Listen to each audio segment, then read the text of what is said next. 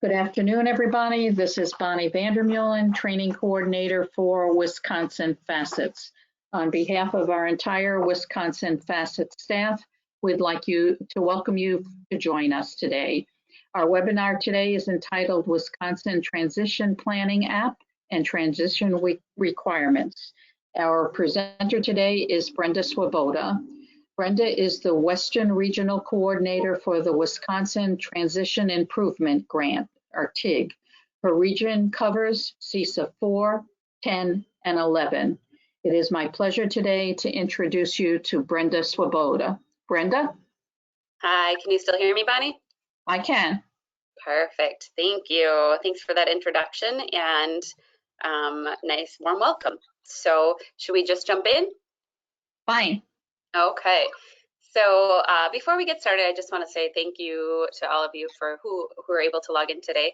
On behalf of TIG, we sure hope you are safe, healthy, and doing the best that you can during these times. So we realize that we're all learning new things today. So I was very excited. I said to Bonnie to jump in and talk about transition planning. That's our bread and butter. So today we're going to talk about the transition app in Wisconsin. And I'm going to do a little bit of a background, a little bit on transition planning. Then we're actually going to jump into the online platform of the app and go through the app each individually so you can see what youth families or teachers would do with students. So I'm going to skip ahead or on my slide here. So obviously transition to adulthood, it's a big thing for everyone, and especially for students who are planning for what life after public school or what education looks like. So students experience transitions all throughout their life, starting in elementary to middle school and in high school.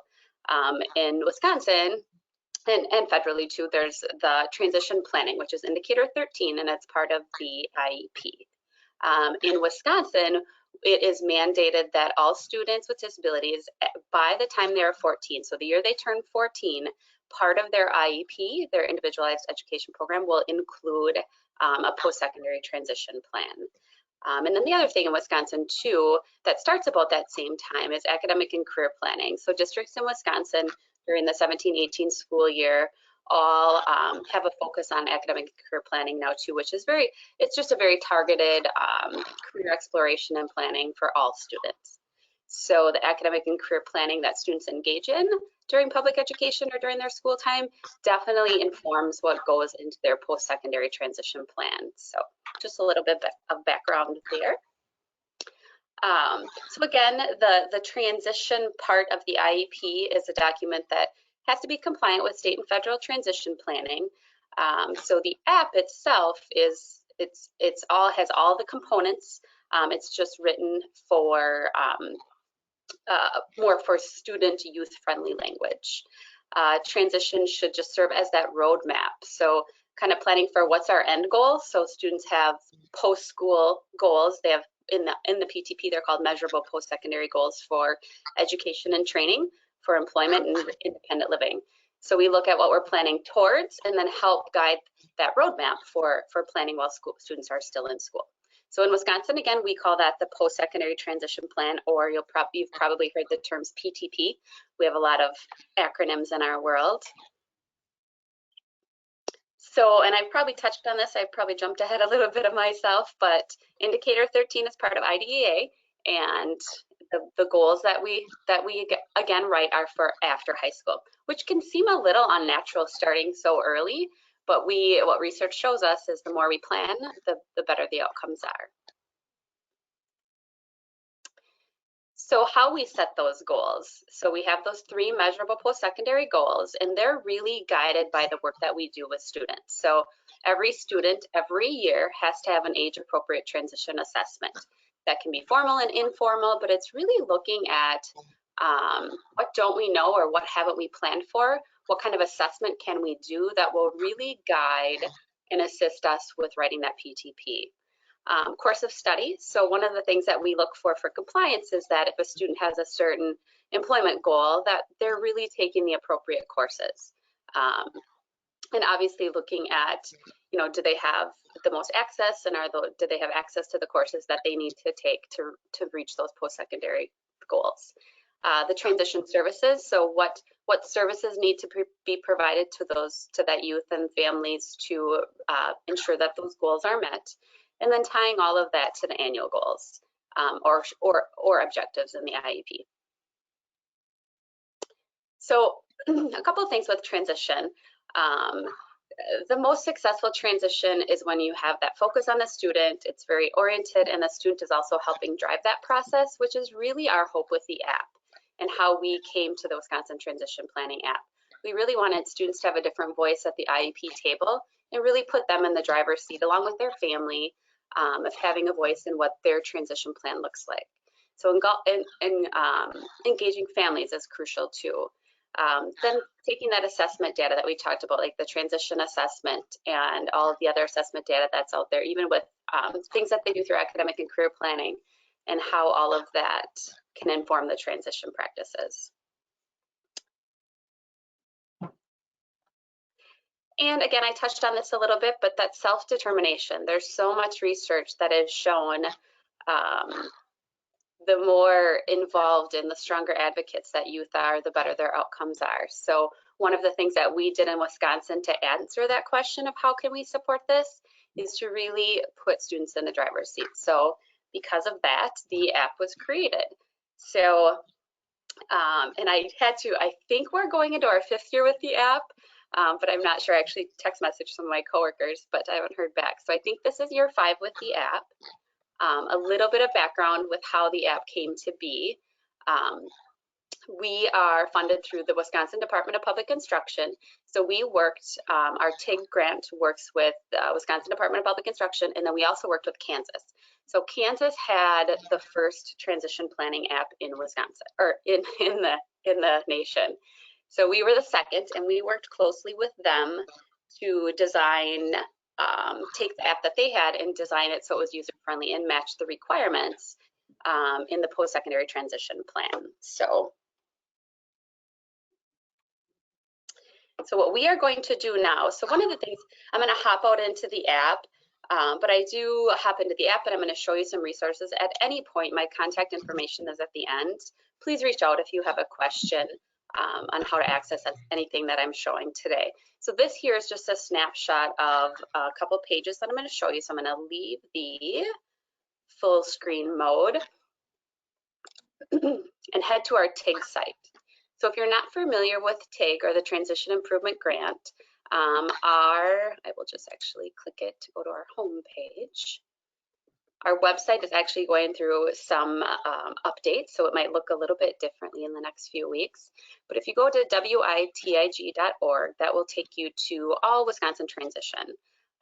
Inside of the TIG site, we have TIG events and projects, and then we've really worked hard in the last few years to make sure that if we know students have stronger outcomes because of self-advocacy and determination, that we had some tools in Wisconsin to assist with that. So today we're going to focus on the app section, but I strongly encourage you to check out the other self-advocacy tools also. So if you click on that Wisconsin app, this will take you to, and I'm going to come back to this page towards the end of the presentation, this will take you to all that we have for the app. We have gotten such amazing feedback from families and teachers that we've been able to share some of the activities or modifications and changes that have been made that have enhanced a student's app experience. So on this page so we call it kind of the supplemental materials for learning. As you can imagine, one size never fits all, and that's true with our app too. So I'll show you some of the great enhancements that have happened with people in the field that are using it. So I just want to point out quickly, we're going to go to the platform so you can use your computer and access it how we're going to today, but you can also get it on iTunes or Google Play and put it on a smartphone or an iPad and do it that way.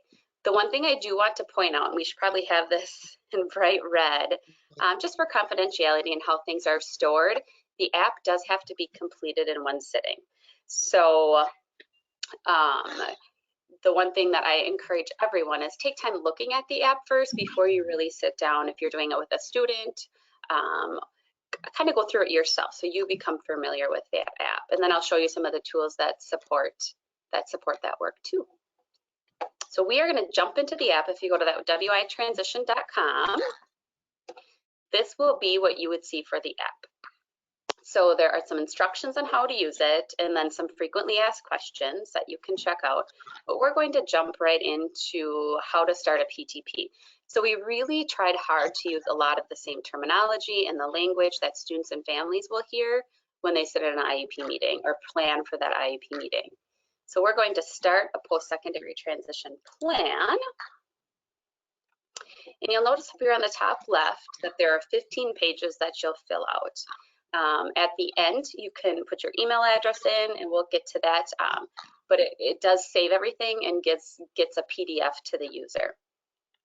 So what it does, it just kind of walks through certain questions that are all the compliance and legal questions that you'll see in the PTP for the student's IEP paperwork. So we start off right away. So because we know the measurable post-secondary goals are for after high school, we start right off with what is your plan for after high school? So if they want to definitely go on to kind of school or some kind of training and have a job and live on their own, you can pick all three. And some students might just want to go into the workforce and choose job. And that's okay too. And we do gather a little bit of background data on ages, just because like we said in Wisconsin, students have to have a PTP starting by 14. So oftentimes they'll be that year they're 13. Federal mandate is 16 years or older, but in Wisconsin, ours is 14. So just gathering some how old, and then the grade that they're in. So today we are going to be in, we'll go with 8th grade.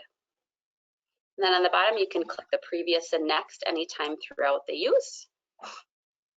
And then we get into terms that the students are going to start to probably hear more and more, since they are now also required to be invited to their meeting.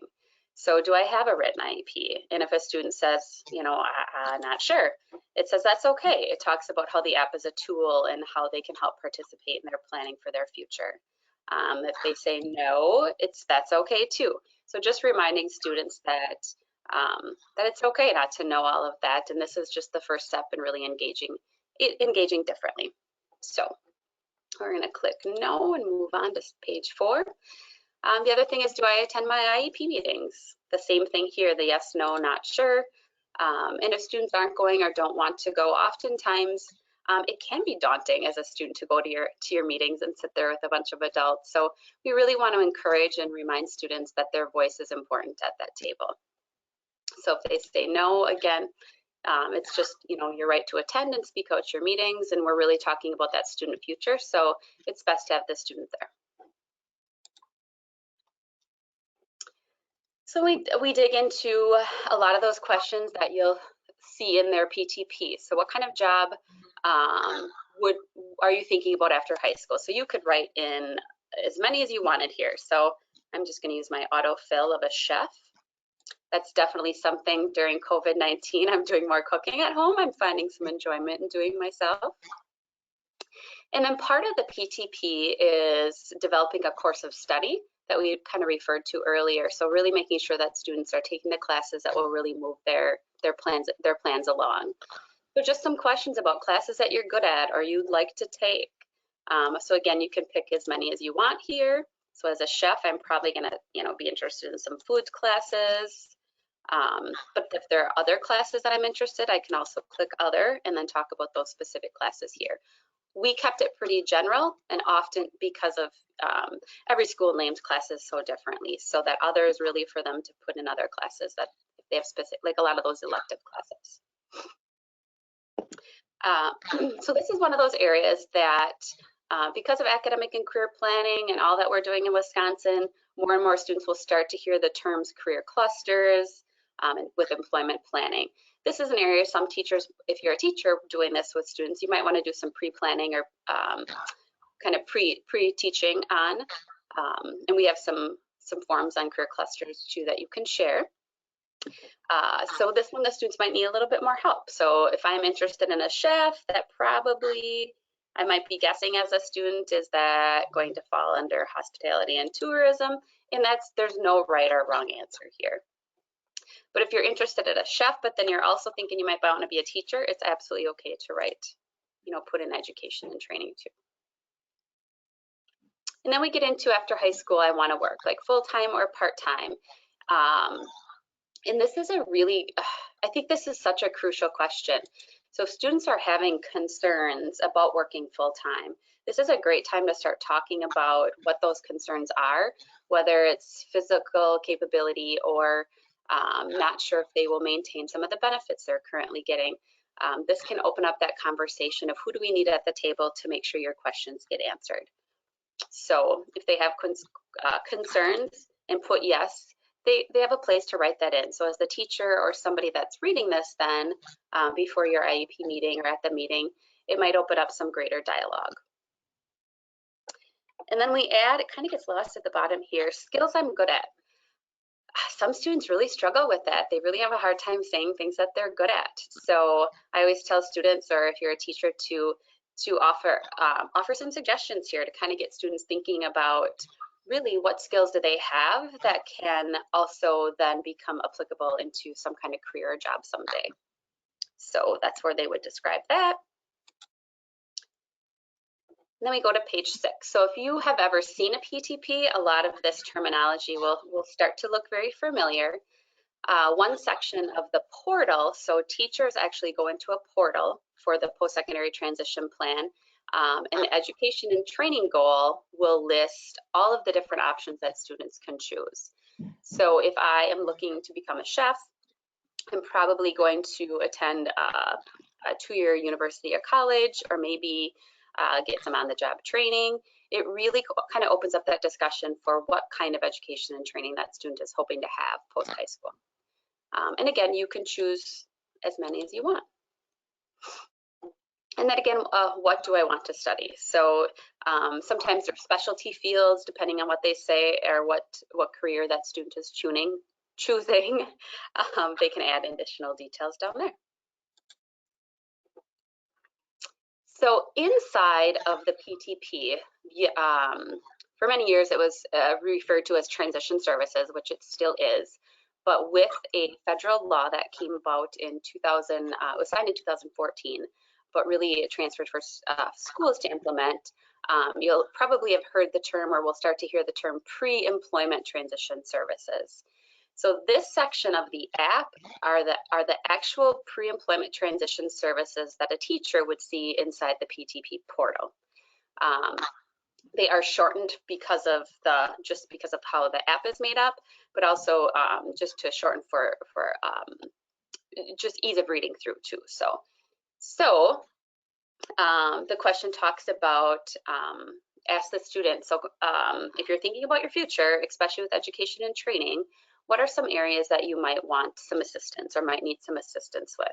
So again, there's quite a few options in here. So sometimes that pre-teaching or spending time ahead is important. I've done this with some students when we were piloting. One young man, he went through this and I swear he was done in under 5 minutes. And I thought, oh gosh, I wonder what kind of plan we'll have, but he had such a robust plan. And then some students get into this and have more questions. So really take some time to think about the students, or have the students be able to offer up, you know, is this something they're going to be able to scoot through, or something that they're going to want a little bit more support with. So let's say I want to go for my chef, but I'm not really sure if I want on the job. So I might want to do some college tours.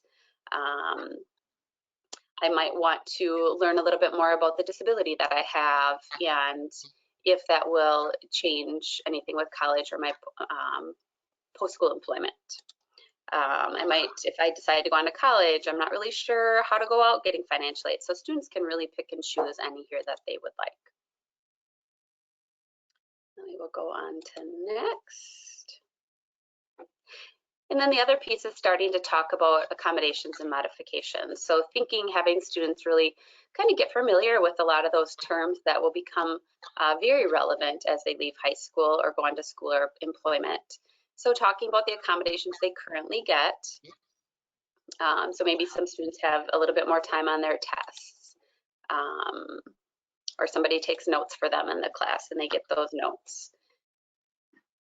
Assistive technology, that's a big one to have conversations with students. So are they using any assistive technology while they're in high school that you'll want to check, so that if they're going on to post-secondary ed, really checking in with that disability services person there to see what that college offers. or how students should come prepared and what they should come prepared for. So, and then there's a spot to list any of the assistive tech that they're using. And then page 9 is talking about will I need some support? Do I have any concerns thinking about my disability, but I want to get a job, but would I need any help? So yes or no, if you click yes, you have the option to think about what some of those accommodations might be. So maybe extra breaks or a job coach. So there's just a few different of the common accommodations, but again, we kept that other in there to list and to really make sure that it's broad. So if there's any unique needs that a student wanted to talk about, they had that option. All right. And this again are those transition services embedded. So now thinking, last time we talked about education and training, now thinking about employment or work. What are some things that I might need assistance with? So maybe filling out a job application is a concern for a student.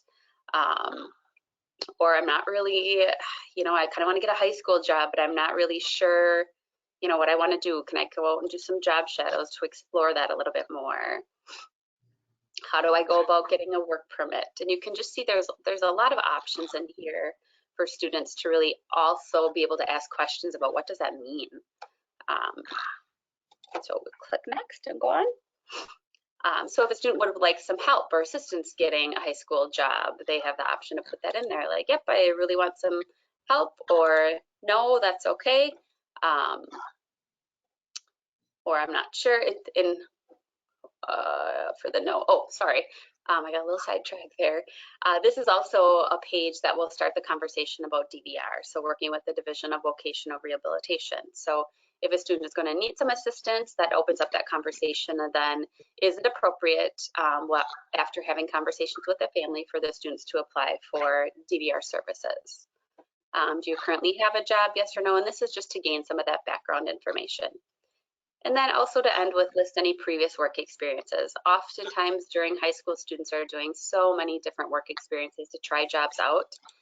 Even job shadows would be great to list here, because I think those are really important for students to be able to talk about, hey, I did a job shadow here. I used to tell students when I was teaching, it is just important to do a job shadow and find out what you don't want to do as it is to find out where you're going to land as a student with a career or a job. So this would be great to list all of their connections to any kind of work experience. Oh, I forgot to answer a question. Do I currently have a job? And then after high school, so what this page is we are now getting into the measurable post-secondary goal for independent living. This is actually, so education and training and employment are required. Independent living is up to the IEP team, and it's a conversation that has to happen as the whole IEP team. But this is a way for a student to really have a voice into what is their goal for living. So continuing to live with family, dorm, apartment, other. That one young man that I did this with, his other was he wanted to buy a house. He wanted to get out of high school, and he just thought, I am not going to put money into rent. I won't see that money anymore. And it was really important for him to take some of his savings and buy a house. And he was already working, so I thought that was great. And then is there anything else they wanted to add? So about living arrangements or questions, we really wanted places for students to have kind of open-ended boxes to answer or to write things, content to.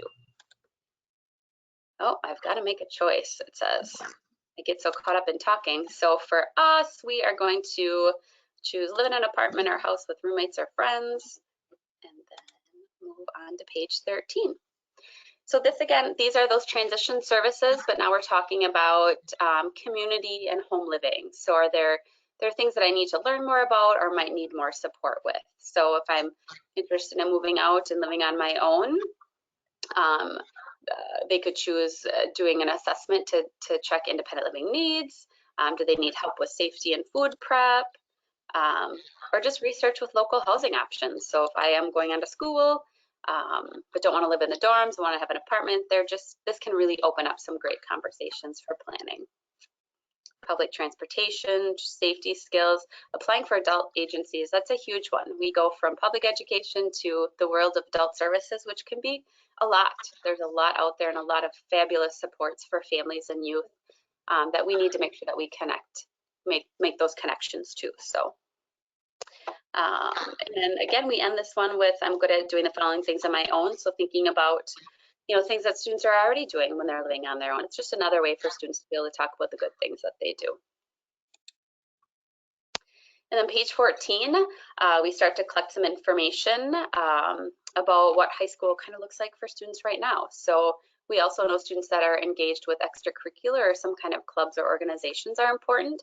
So if we're catching that students, aren't engaged but are interested in something, this is a great kind of a powerful tool for a teacher, especially if the student hasn't said something or mentioned something in the past. We never want to assume that students are accessing everything the school has, because a lot of schools offer so much. So it talks about clubs. Are you currently volunteering anywhere? Or I would like to volunteer. Hobbies, why we ask the hobbies questions, it tells you a little bit more about the students, but sometimes our hobbies can turn into job-related skills. What activities are they currently involved with at school, and things that they might want to learn more about getting involved with at school. I'll go next. And as you'll notice, it let me go on. So students can really pick and choose. They don't have to answer every question either. It'll bring up that mark and tell you if some are required. So here is where we don't save any of this information. It's not captured anywhere for us. It's just more for the name for you, so it's on your actual report that you get. We do collect the zip code just to see who's accessing our app, to see where it's getting used from. And then they type in the name of their school district. And again, we're not sharing any of this information here. It's just for us to see our reach with the app. All right. And then at the end, the biggest thing here is I always tell students or teachers or families, make sure you check that the email is correct. And I always suggest sending it to at least more than one person, just so it doesn't get lost in the shuffle. So you can send it to yourself. I had one young man say, I'm going to send it to my doctor because they always want to know about my life. And so you can essentially send it to anybody you want. You can send it to a parent, family member. Obviously, teachers, this is a really powerful thing to get as a teacher and just hear what that student has for their plan. So you put that in there and then click that email. You can also from here download a copy immediately. It will download as a PDF. So you can save it to your desktop or in a flash drive. I don't know if people use a lot of flash drives anymore. But then at the bottom, it will give you a preview of your plan. So everything that I added is now in a plan. So name, and again, I didn't fill out a lot of this, but now if you'll notice, we start off with about me. When students come to their IEP meeting, if they use this narrative, we wanted to start off with that. Sometimes it breaks the ice to just give a little bit of background about who they are. But then it jumps right into those goals. So what are my goals after high school? Then you'll see transition assessments that we talked about that have to be done yearly. And it just opens up the discussion at your meeting about what those assessments were. And then you get into my employment goal. What was it? And you'll kind of see where we auto-filled, where all of these auto-fills went. Education and training, your independent living. And then we did add some transition planning tips, especially around increasing self-advocacy and what that can look like in that course of study. So you'll see a lot of the same terminology now that you'll see in the official PTP. And then some of the adult agencies that might be helpful to that student or family. So what I'm going to do now, just want to double check, Bonnie, that we didn't have any questions. Actually, I have one for you, and the question is, should a student work with the app independently or in the presence of parents or teachers? I think that really depends on the student. I would suggest looking at the app together with a family member or a teacher and having that student decide. Some students will be able to go through and do it completely independent. but some students might need some assistance with some reading. The app does work with like read and write or some different screen readers.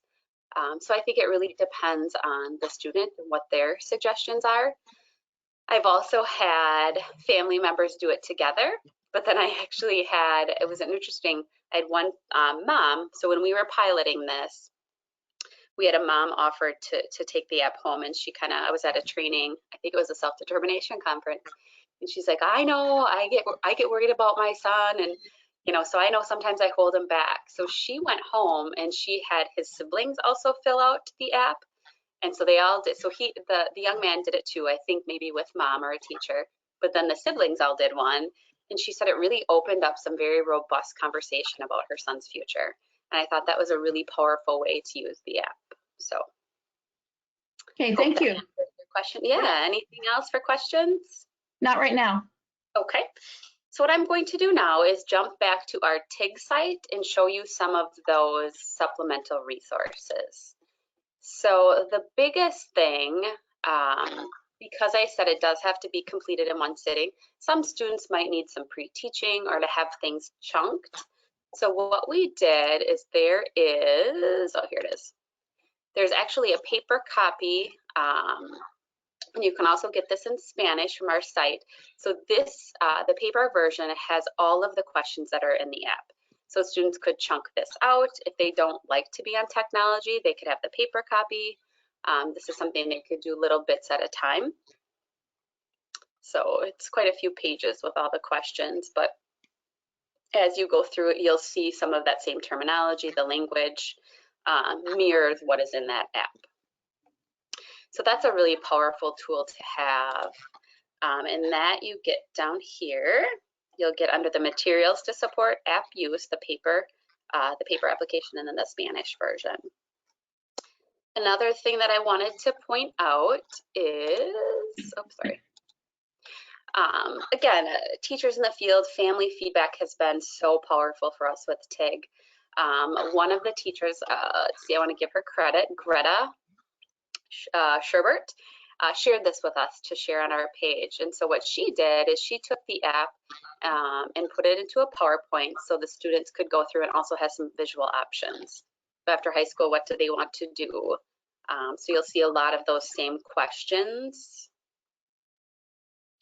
but just in now visual form to open up some of that access for students that might be struggling readers. And then we also have, so one of the things, for like I mentioned earlier, for a student to go to their meeting can sometimes be daunting depending on the student. And then if you're not wanting to take a narrative and read a narrative, sometimes it's helpful for students to put together a presentation. So something that they could walk through, visually see. So there is a sample PowerPoint that goes along with that PTP or the app, the narrative that they get at the end. So why are we here? The About Me, which is what you'll see in the app too. So they could make this their own in a PowerPoint. I hate to say it, not that it's outdated, because I certainly still use it, but now students have so many other visual options too. They could do a Prezi, they could just use Google Slides. The options are really endless. This is just one sample that a student then could take the PowerPoint and autofill some of the contents from the app and then present it at their meeting. Here was a sample app from a student who did this for us when we were doing the pilot.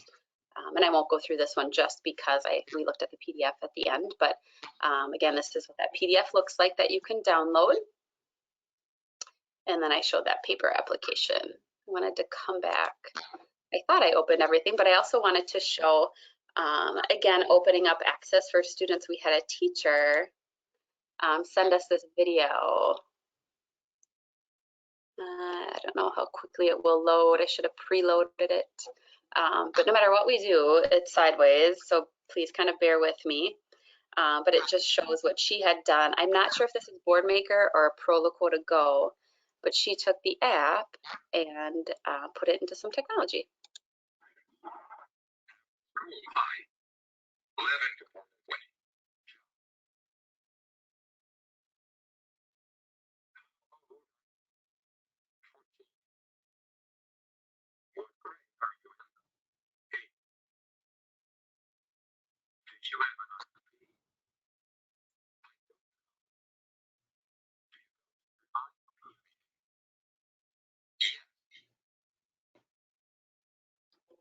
So that was just, I thought just really showed how creative teachers can get to, but how teachers work to really improve access for all students.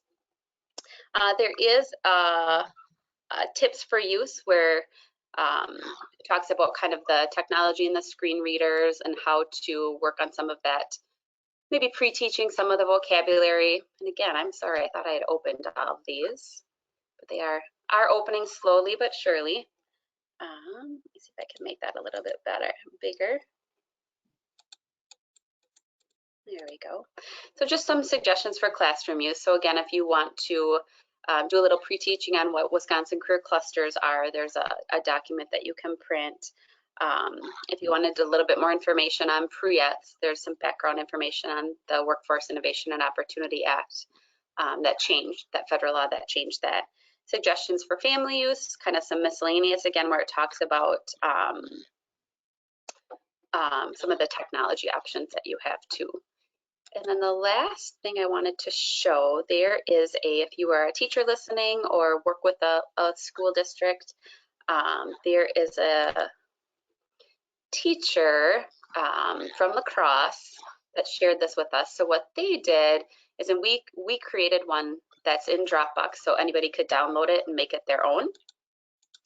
But what they were doing at the time when the app came out, they wanted to put this in every IEP invite that went home to families. So it talked about the app, how to access the app, to really try to open up those lines of engaging families in this conversation too, especially with families that are just starting to hear the words transition plan or post-secondary transition plan. It's just kind of a nice way to have them see by doing what transition planning really looks like in the conversations that they'll now have at IEP meetings. So, excuse me, Brenda, a question for you. Someone has asked, are these all readily available on the TIG website? Yes, so if you get to, I'm just going to do a quick, just because I know I've jumped in and out of a lot. If you get to our TIG site under the events and projects, go down to the Wisconsin Transition app. All of these resources that I've showed up here are down in linked in the increasing access, the tips on using the app, materials, and then increasing family use. So they are like the app, or the postcard that I just showed, they're all linked to Dropbox, so you can download it and then make it your own too. So, and if you ever have any problems accessing something or just want me to send you a link, just reach out and I can get you what you're looking for too. I kind of know our website in and out because I live there, so it's sometimes just easier and quicker for me to get back to people what they need than digging through our website too. So, thank you. Yeah, absolutely. But I see we're early. Any other questions? Because that was all I was going to go through. So that either means that I was very succinct or I just spoke very quickly. So if I spoke too fast, I apologize. I get excited when I'm talking about this. Well, I think as a follow-up to what you just said about some of the information readily available on in Dropbox and Google Dropbox, can you just quickly go in for some of those parents who might not know how they could access some of that? Oh, absolutely. All right, so let's use the PowerPoint. So in Dropbox, let me make this a little bit bigger. So I know Dropbox just had some changes. So if I go to download, I don't know if you can see that, it's really small on my screen, but if I go to download, if you do it, it'll say direct download or to save to my Dropbox. So if you don't use Dropbox or have a Dropbox account, it used to be you could just do a direct download. You didn't need to sign in. If you do have a Dropbox account, you'll want to sign in and you can save it directly there. So Dropbox is just kind of an online platform for storage for documents. So if I do that direct download, you'll see it's downloading, or hopefully you can see on the left-hand screen here, it's downloading the PowerPoint. So then I will open in PowerPoint. nice and slowly. And if you enable editing, what you can do then is take this and save it, again, to a desktop or to a flash drive or into my Google Drive. Well, I think you have to save it first and then upload it into Google. But then once it's saved, it's your own. So then you can tweak it, edit it, as well as some of the other forms in here too. So with the IEP invite, if you're a teacher, when you would download that, again, do that direct download, and then you could add the student case manager name, email, phone number. Trying to think if we have any other of the materials on here. The paper application would be the same. If you have the printing capability at home, you could just directly download it, save it, and then print it. I think that's probably all that would have been connected to Dropbox that you'd want to download or edit. And honestly, we're still getting feedback on the app as far as how it works, tips, suggestions. We love to hear this because it really helps us when we're out talking, like in cases like this. It really helps us when we can share how people in the field are using it and how they're getting outcomes. And so a follow-up question, do you have to have permission from TIG to modify some of the things and examples that you've shown? Nope. That others have used? Nope. So it's open, it should be open access. I think like some of them, like the video, I don't think you can download those kind of things, but all the like the PowerPoint, we really wanted people just to be able to make those their own. Obviously we wouldn't want to, I don't know if you can download, we won't want you to edit or change the content for like our tips sheet or anything, or the paper application. But I'm not sure if that answers the question. Yeah, I think that the person was referring to like when the teacher made a video or, you know, added additional information and stuff like that. Yeah, those I don't think you can take and edit. I'm not sure though how that works. But anything that a student would use, like the PowerPoint or anything like that, no, you wouldn't need. And again, this is all on our website, so if you'd ever want to use it to show somebody else, I would just go to our website here and pull the video and show the video from there instead of trying to download it. And I have one additional question that goes back to one of the questions that was asked earlier, and that's after a student takes the application, and possibly if they've done it independently, have you ever had a parent and or a teacher of that student do them themselves and then compare them to what the student actually did? Is there any work in that? Yep. So I was at a transition event, and the student had done the app because I was doing kind of a training on how to use the app. And the parents came up and said, we really have different things we'd like to say. And I can't encourage that enough. Really, this is a conversation about somebody's future, because sometimes students also don't see their strengths, or they also don't see that there are other options. So I think having sometimes families do it separately from the student, or sometimes even if a teacher does it separately from the student, it only opens up doors to different strengths and other options. So I would recommend doing some comparison. I would, if it's the family and the student, I think that could be great conversations to have at home, but I also think it's good to share, especially if it's before an IEP meeting, to share with the teacher so the teacher can help prepare for that meeting too. But as with anything, regardless of it's an IEP meeting or not, oftentimes parents and their children have different visions for futures or their current situation too. But it's our hope it would just open up more communication. Do you see any other worth in having the Wisconsin app utilized and brought when a student goes like to a higher education meeting or interview? Is there some worth if a student was going to be working, let's say, with the Center for Students with Disabilities, to bring that information along with them so that they have an example of what the student's ideas are? Yeah, I would definitely think that could be, especially that part where it talks about the accommodations or modifications that the students are getting, or if they have questions that came out in the app, I would highlight those sections. You could also ask for that. That would be a great way for that student to make sure that post-secondary ed disability services gets that IEP, because I know they'll need that. And I think that would be fabulous, because it would also open up that conversation about going from the world of public education and entitlement to eligibility, but also going from from IDEA, Individuals with Disabilities Education Act, that covers will be public school, to the Americans with Disabilities Act. So how that looks differently at the post-secondary ed institution, I think that could really open up some great discussions.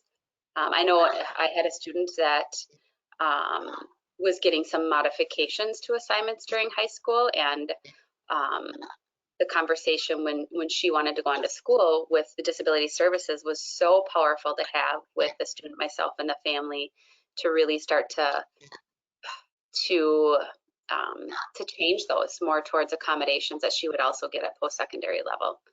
So I don't know if the full app would be appropriate, but I would definitely highlight sections that related to questions or concerns that student that came out of the app when they were doing it. Those are all the questions I have for you, Brenda. If you have any closing thoughts. No, again, just at the end, I just wanted to point out that the PowerPoint does have that link to our website, so you could get there. But my contact information is there. So a little bit of background with TIG. So in Wisconsin, we're a team of 10. Again, we're federally funded we're a discretionary grant through the Department of Public Instruction. But there's and we're regionally situated throughout the state. If you go to the About TIG and the Contact Us, I can absolutely get you in touch with a person that's in your region. I can also answer any quick questions. But I just wanted to point out that like I said, we're a team of 10, and all of us are listed on the Contact Us page.